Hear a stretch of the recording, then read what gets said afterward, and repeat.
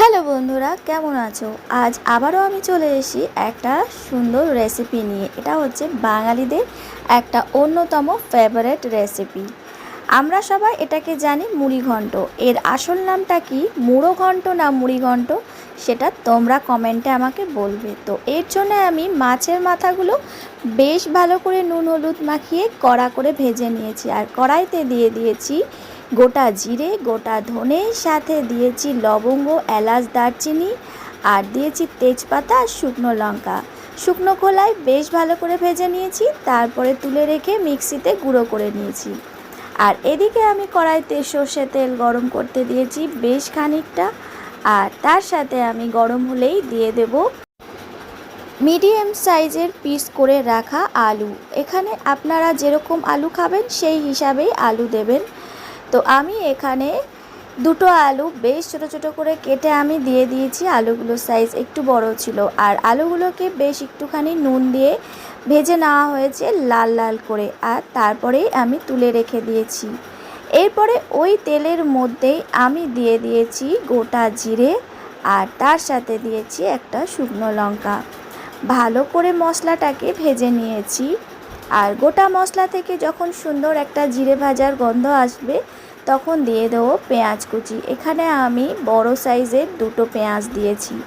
পেঁয়াজটা একটু কুচনো করে দিলে বেশ ভালো লাগবে, তো আমি একটু বেশি কুচনো করে দিয়েছি। আর পেঁয়াজটাকে কিন্তু অবশ্যই বেশ লাল লাল করে ভেজে নিতে হবে। আর তার সাথে আমি দিয়ে দিলাম আদা আর রসুনের পেস্ট। এখানে আমি আদা রসুনের পেস্টটা খুব একটা দিইনি, আদা কম দিয়েছি, কেন বেশি আদা দিলে তেতো হয়ে যায়। আর রসুনও খুব একটা পরিমাণে দিইনি, 4 থেকে 5টা বড় রসুনের কোয়া আর হাফ ইঞ্চির মতন আদা দিয়েছিলাম। আর এর সাথেই দিয়ে দেবো পরিমাণ মতন হলুদ গুঁড়ো, জিরে গুঁড়ো, আর সাথে খুব সামান্য ধনে গুঁড়ো। এরপরে ভালো করে মশলাটাকে কষিয়ে নিতে হবে যতক্ষণ না তেল ছেড়ে আসে আর সুন্দর একটা ভাজা ভাজা গন্ধ বেরিয়ে আসছে।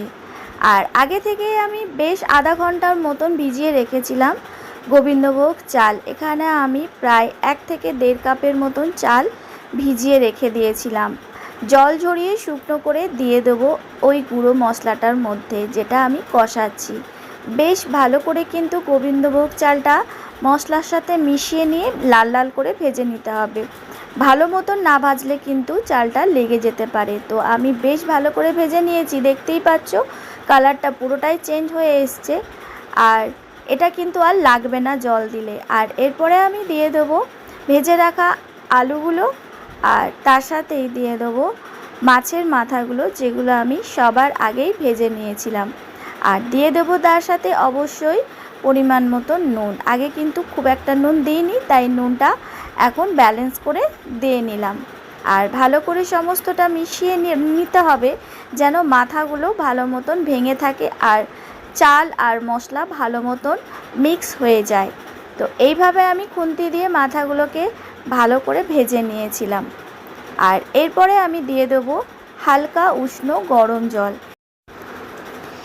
এইভাবে চালের সাথে মাথা আর আলুটাকে 1 থেকে 2 মিনিটের মতন আমি ভেজে নেব। আর তারপরে দিয়ে দেবো উষ্ণ গরম জলটা। এখানে যেই পরিমাণে আমি চাল নিয়েছিলাম সেই পরিমাণেরই ডবল জল আমাকে দিতে হয়েছে, অর্থাৎ 2 কাপ। আর তার সাথে হাফ হাফ করে 1 কাপ, 3 কাপ জল দিয়ে ভালো করে মিশিয়ে আমি ঢাকা দিয়ে দেবো। অবশ্যই গ্যাসের ফ্লেমটা কিন্তু লো টু মিডিয়ামে রাখতে হবে। আমি এখানে 5 মিনিট পর ঢাকা তুলে নিয়েছি, আর অনেকটাই চাল সেদ্ধ হয়ে এসেছে সুন্দর। এখন আমি দিয়ে দেবো ওই যে আগে ভেজে রেখেছিলাম গুঁড়ো মশলাটা, সেই সমস্ত মশলাটা।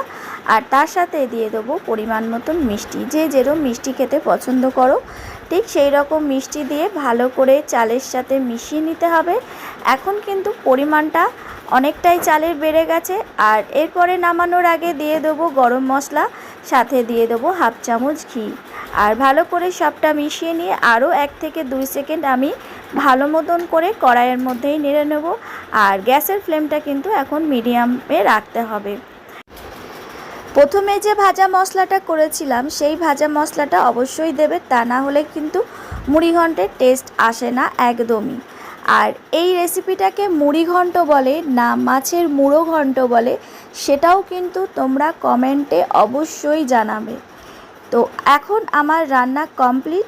আমার রেসিপিটা ভালো লাগলে অবশ্যই কমেন্টে জানাবে, লাইক শেয়ার করতে কিন্তু একদম ভুলবে না। তো চলো এখন আমি রাখছি, আর দেখা হচ্ছে পরের ভিডিওতে। সবাই ভালো থাকবে আর অবশ্যই একবার রান্নাটা করে দেখবে কেমন হয়েছে।